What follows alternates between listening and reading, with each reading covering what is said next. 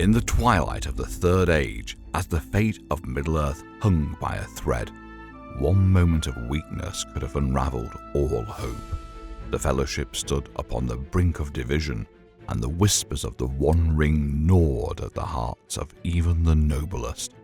Among them was Boromir, son of Denethor, a warrior of great renown, one who had fought bravely against the tide of darkness. Yet, even the strongest of men are not immune to temptation. Aragorn knelt beside him. Boromir opened his eyes and strove to speak. At last slow words came. "I tried to take the ring from Frodo," he said. "I am sorry. I have paid." His glance strayed to his fallen enemies. 20 at least lay there. "They have gone. The halflings, the orcs have taken them. I think they are not dead. Orcs bound them." He paused, and his eyes closed wearily. After a moment he spoke again. "Farewell, Aragorn. Go to Minas Tirith and save my people. I have failed." "No," said Aragorn, taking his hand and kissing his brow. "You have conquered. If you have gained such a victory, be at peace. Minas Tirith shall not fall." But what if the tale had taken a darker turn? What if Frodo had not slipped away into the shadows, and Boromir's heart, consumed by desperation, had not found its way back to the light? In this alternate fate, the will of men falters, and the burden of power falls into unworthy hands. What would become of the Fellowship? What doom would this choice bring upon the world?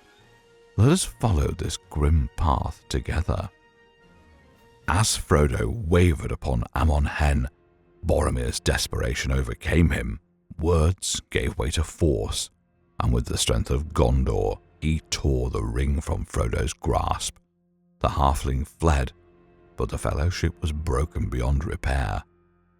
Breathless, Boromir gazed at the ring in his hands. It gleamed, its whispers already creeping into his mind, not in the black speech, but in his own voice. "You are Gondor's salvation. Who else can stand against the darkness?" And so, Boromir did not hesitate. He would take the ring to Minas Tirith.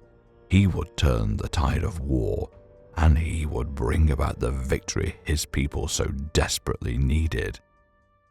Amid the chaos, Boromir vanished into the wilderness, the ring searing against his skin, its whispers already twisting his mind. In the aftermath, the Fellowship lay in ruin.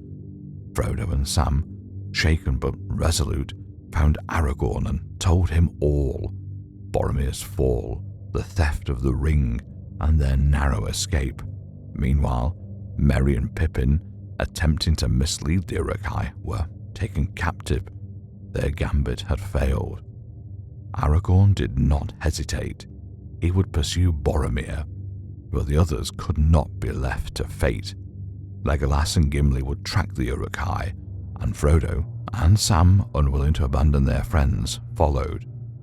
And so the Fellowship was no more, its members scattered, their fates uncertain, as Middle-earth stood upon the edge of ruin. Boromir, now bound to the ring, began his slow descent. What had started as a mission to save Minas Tirith soon twisted into something far darker. The ring whispered, feeding his desire for strength, and with each passing moment its grip tightened. But Aragorn was closing in. Desperation overtook reason, and in a moment of reckless urgency, Boromir slipped the ring onto his finger. Instantly, the unseen world rippled. Sauron's gaze snapped to him. The hunt had begun. The Nazgul took flight, their purpose clear. Yet Boromir, driven by will and unnatural endurance, reached Minas Tirith before they could overtake him. His body was strong, but his mind frayed. He would not kneel to Mordor. he would wield the ring for Gondor. But the ring does not grant wisdom, only dominion. The longer he bore it, the more it twisted his intent. From the depths of Barad-dûr, Sauron reached into his thoughts, feeding his fears, his doubts. The Dark Lord needed not command, only suggest. And as the forces of Mordor moved, one truth became certain: Gondor would not be saved.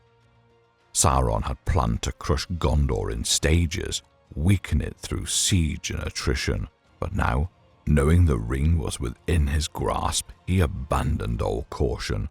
From Minas Morgul, the Witch King rode at the head of a vast army, orc legions, armored trolls, and siege engines rolled toward Osgiliath and the Pelennor fields. The Black Gate poured forth fresh hordes, while Southrons upon Mumakil and Easterlings in gilded armor marched to war. His armies were not yet at full strength, but he did not need them to be. The prize was too great to delay. As Aragorn reached Minas Tirith, the weight of the journey pressed upon him, but heavier still was the knowledge of what awaited inside, the ring now clutched in Boromir's grasp. He went before his old companion, his voice steady but urgent. "The ring cannot save you, Boromir. It must be destroyed." But Boromir did not listen. His hand tightened around the golden band, his fate already entwined with its power. The whispers drowned out all reason. Aragorn saw then that words would not break the hold the ring had on him. The time for persuasion had passed, and so, with no choice left, he turned and took his place upon the walls, ready to fight for Gondor, for Middle-earth, and for whatever hope remained. From the depths of Mordor, Sauron's legions poured forth, their purpose singular. The ring would be his. Though his forces were not yet at their full strength, he could not afford to wait. The war for Middle-earth would be decided now. From Minas Morgul, the Witch King led the charge. Orcs by the tens of thousands surged forward, joined by siege beasts and trolls clad in black iron. Southrons upon Mumakil and Easterlings in gilded armor marched alongside them, their banners streaming like rivers of blood. Above it all, the Nazgûl wheeled upon their winged steeds, their screams a harbinger of doom. The first blow fell upon Osgiliath, the city that Boromir had once fought to defend. Now it crumbled beneath the weight of Sauron's war machines. The river ran red, its bridges shattered, its walls broken. The defenders fought, but they were outmatched, driven back towards the Pelennor fields. And so the siege of Minas Tirith began. The White City stood defiant, its walls lined with weary warriors, its gates holding firm against the tide. Fire rained from the sky as siege engines hurled ruin upon its battlements. The Witch King rode at the vanguard, his very presence spreading terror before his armies had even reached the walls. Gondor's soldiers fought with all their strength, their arrows flying true, their swords biting deep, but for every foe slain, 10 more took its place. The city trembled, the gates shuddered. Then, as despair threatened to consume them, a sound broke through the darkness, horns ringing across the fields. Upon the horizon, banners were raised. The golden standard of Rohan shone in the dawn, its riders charging forth like a wind upon the plains. At their head, King Eomer, wielding his blade with fury, led his people into the fray. But they were not alone. From the forests of Lothlorien and the halls of Rivendell, elven warriors clad in silver and green joined the fight, their arrows falling like rain upon the enemy. At their side, the dwarves of Erebor and the Iron Hills, grim-faced and unyielding, charged with axes high. The tide had turned. Where once Gondor stood alone, now all the free peoples of Middle-earth fought as one. The battle raged through the fields and into the heart of Minas Tirith. The gates, once proud and unyielding, lay broken. The streets, once filled with the voices of Gondor's people, now echoed only with the howls of orcs and the screams of the dying. But amidst the ruin, Boromir stood unshaken, clad in the armor of his ancestors, the ring gleaming upon his finger. He led his men in a desperate charge. His sword, once wielded with the discipline of a captain, now struck with the fury of a conqueror. "For Gondor!" he roared, his voice cutting through the chaos like a war horn. His warriors followed, emboldened by his might. The first wave of orcs fell before him like wheat beneath the scythe. His blade struck faster than the eye could follow, his strength unnatural.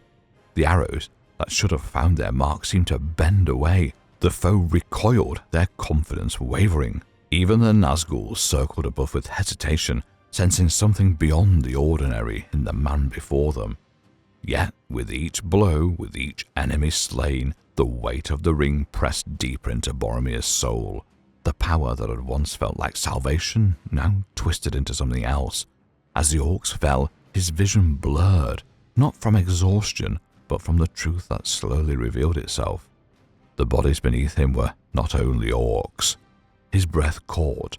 Among the dead lay the soldiers of Gondor, their faces frozen in horror. Some had fallen by the blades of the enemy, but others had died at his hand. In his rage, in his power, he had struck down not just the enemy, but those he had sworn to protect. Then, beyond the wreckage, he saw more. Women and children caught in the chaos. The White City, once proud and unbroken, lay in ruin, not by Sauron's will, but by his own. The ring whispered still, urging him to press forward, to seize victory, to claim dominion. But the words had become hollow. His hands, slick with blood, trembled as realization took hold. His breath became ragged. His heart pounded. No more. With trembling fingers, Boromir drew his sword. The ring had promised strength, but all it had brought was death. With one swift stroke, he severed the hand that bore it.